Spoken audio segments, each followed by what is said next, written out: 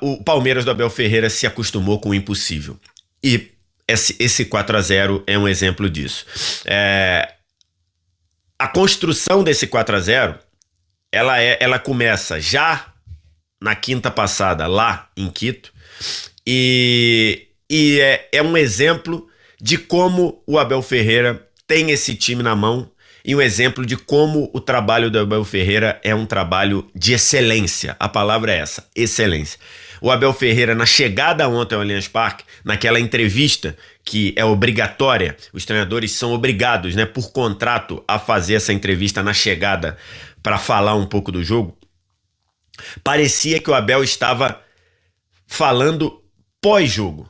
Pega essa entrevista da chegada do Abel, olha o que aconteceu no jogo e vê se essa entrevista não encaixa como uma entrevista de análise pós-jogo.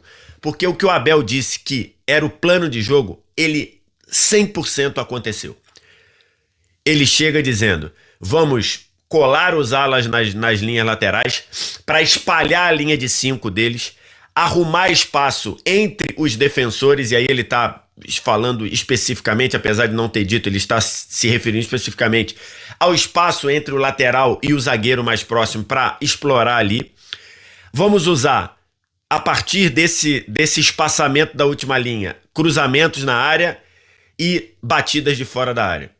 E foi exatamente o que aconteceu. O Abel, ele leu o jogo na entrevista pré-jogo. E exatamente isso que aconteceu.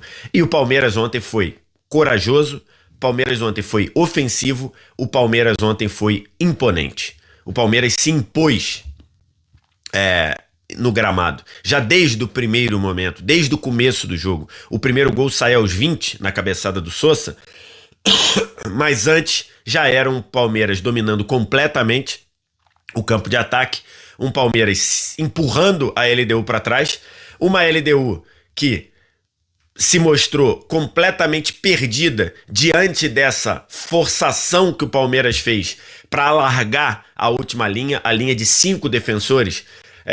O Palmeiras forçou a LDU a espalhar essa linha com Alan e Maurício pelo lado direito, com Piquerez e Sosa pelo lado esquerdo, com Flaco e Vitor Roque afunilando por dentro.